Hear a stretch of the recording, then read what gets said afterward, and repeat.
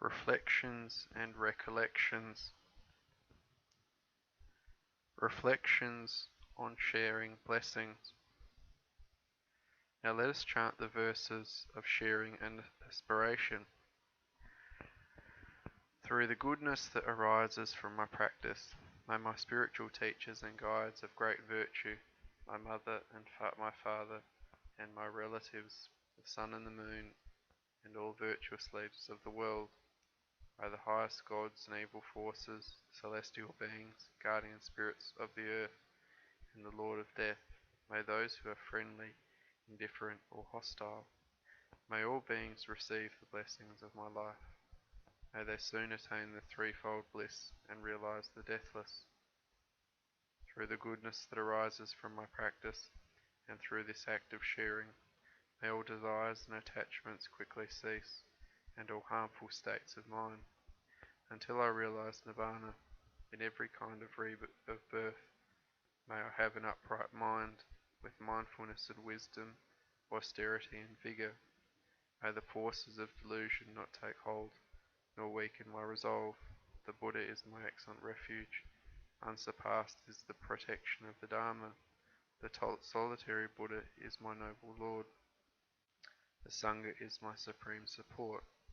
Through the supreme power of all these, may darkness and delusion be dispelled. The Buddha's words on loving kindness. Karaniya Metta Sutta. Now let us chant the Buddha's words on loving kindness. This is what should be done by one who is skilled in goodness and who knows the path of peace.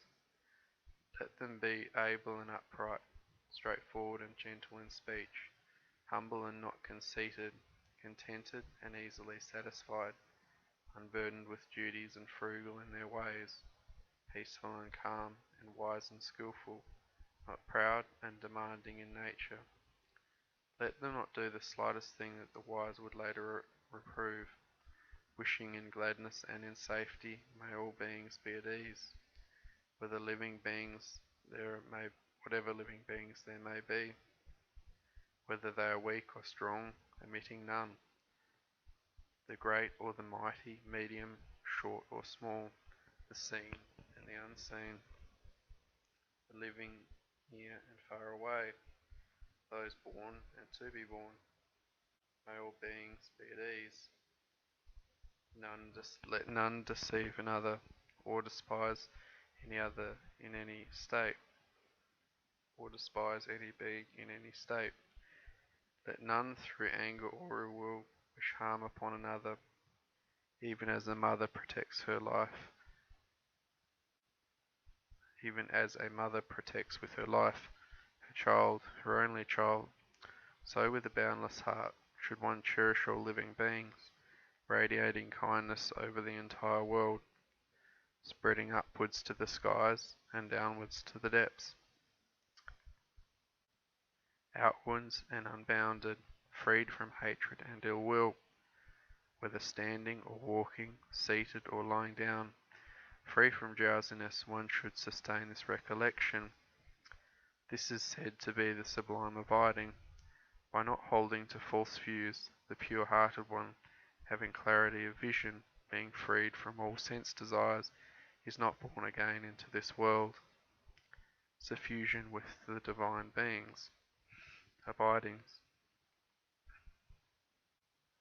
Now let us make the four boundless qualities shine forth. I will abide, providing 1/4 with a heart imbued with loving kindness, likewise the second, likewise the third, likewise the fourth. So above and below, around and everywhere, and to all as to myself, I will abide, pervading the all-encompassing world with a heart imbued with loving kindness, abundant, exalted, immeasurable, without hostility and without ill will. I will abide, pervading 1/4 with a heart imbued with compassion, likewise the second, likewise the third, likewise the fourth. So above and below, around and everywhere, and to all as to myself, I will abide, pervading the all-encompassing world with a heart imbued with compassion, abundant, exalted, immeasurable, without hostility and without ill will. I will abide, pervading one quarter with a heart imbued with gladness, likewise the second, likewise the third, likewise the fourth, so above and below, around and everywhere, and to all as to myself. I will abide, pervading the all-encompassing world with a heart imbued with gladness, abundant, exalted, immeasurable, without hostility and without ill will. I will abide, pervading one quarter with a heart imbued with equanimity, likewise the second, likewise the third, likewise the fourth, so above and below, around and everywhere, and to all as to myself. I will abide, pervading the all-encompassing world with a heart imbued with equanimity, abundant, exalted, immeasurable, without hostility and without ill will. The highest blessings, Mangala Sutta. Thus I have heard that the Blessed One was staying at Savatthi, residing at the Jeta's Grove. Then in the dark of night, a radiant Deva illuminated all Jeta's Grove.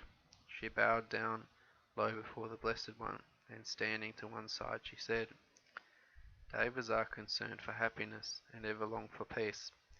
Same is true for humankind. What then are the highest blessings? Avoiding those of foolish ways, associating with the wise, and honouring those worthy of honour, these are the highest blessings. Living in places of suitable kinds, with the fruits of past good deeds, and guided by the rightful way, these are the highest blessings. Accomplished in learning and craftsman skills, with discipline, highly trained, and speech that is true and pleasant to hear, these are the highest blessings. Providing for mother and father's support, and cherishing family, and ways of work that harm no being, these are the highest blessings.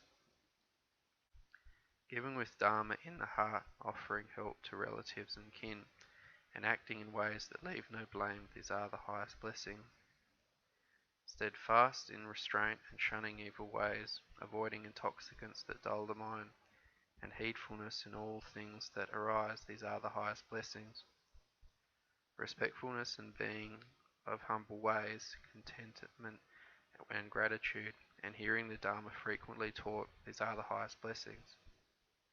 Patience and willingness to accept one's faults, seeing venerated seekers of the truth, and sharing often the words of Dharma, these are the highest blessings. The holy life lived with ardent effort, seeing for oneself the noble truths, and in the realization of nirvana, these are the highest blessings. Although involved in worldly ways, unshaken the mind remains, and beyond all sorrow, spotless, secure, these are the highest blessings. Those who live by following this path know victory wherever they go, and every place for them is safe, these are the highest blessings. Reflections on universal well-being. Now let us chant the reflections on universal well-being. May I abide in well-being, in freedom from afflictions, in freedom from hostility, in freedom from ill will, in freedom from anxiety, and may I maintain well-being in myself. May everyone abide in well-being, in freedom from hostility, in freedom from ill will, in freedom from anxiety, and may they maintain well-being in themselves. May all beings be released from all suffering, and may they not be parted from the good fortune they have attained. When they act upon intention, all beings are the owners of their action and inherit its results. Their future is born from such action, companion to such action, and its results will be their home. All actions with intention, be they skillful or harmful, of such acts they will be their heirs. Reflection on the four requisites.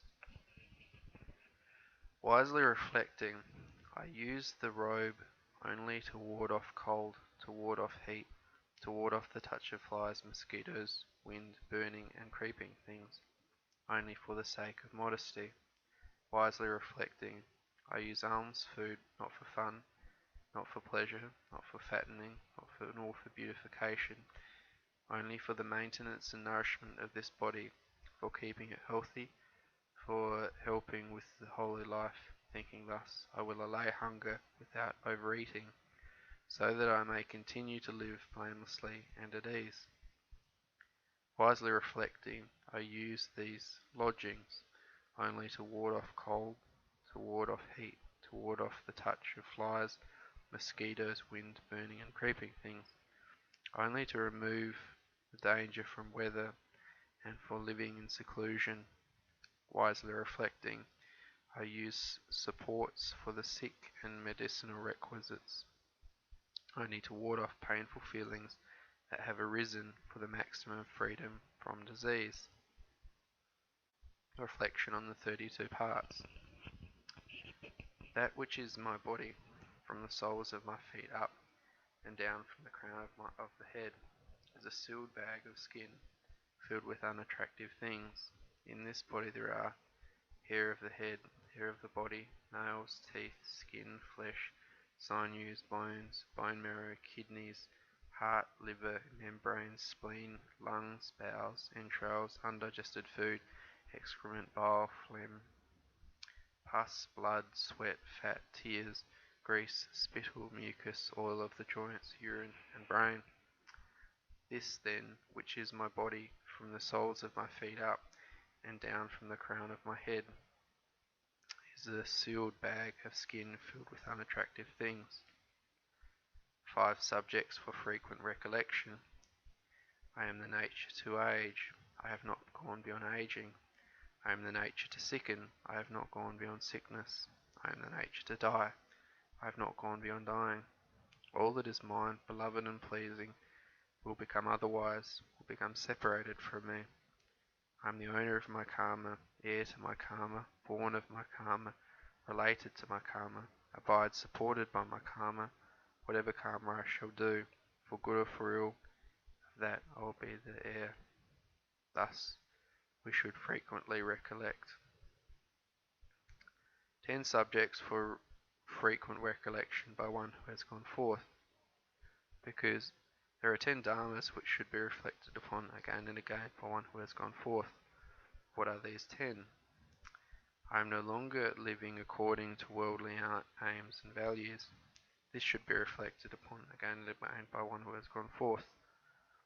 My very life is sustained through the gifts of others. This should be reflected upon again and again by one who has gone forth. I should strive to abandon my former habits. This should be reflected upon again and again by one who has gone forth. Does regret over my life, over my conduct arise in my mind? This should be reflected upon again and again by one who has gone forth. Could my spiritual companions find fault with my conduct? This should be reflected upon again and again by one who has gone forth. All that is mine, beloved and pleasing, will become otherwise, will become separated from me. This should be reflected upon again and again by one who has gone forth. I am the owner of my karma, heir to my karma, born of my karma, related to my karma, abide and supported by my karma. Whatever karma I shall do, for good or for ill, of that I will be the heir. This should be reflected upon again and again by one who has gone forth. These days and nights are relentlessly passing. How well am I spending my time? This should be reflected upon again and again by one who has gone forth. Do I delight in solitude? This should, or not? This should be reflected upon again and again by one who has gone forth. Has my practice borne fruit with freedom or insight, so that at the end of my life I need not feel ashamed when questioned by my spiritual companions? This should be reflected upon again and again by one who has gone forth, because these are the 10 dharmas to be reflected upon again and again by one who has gone forth.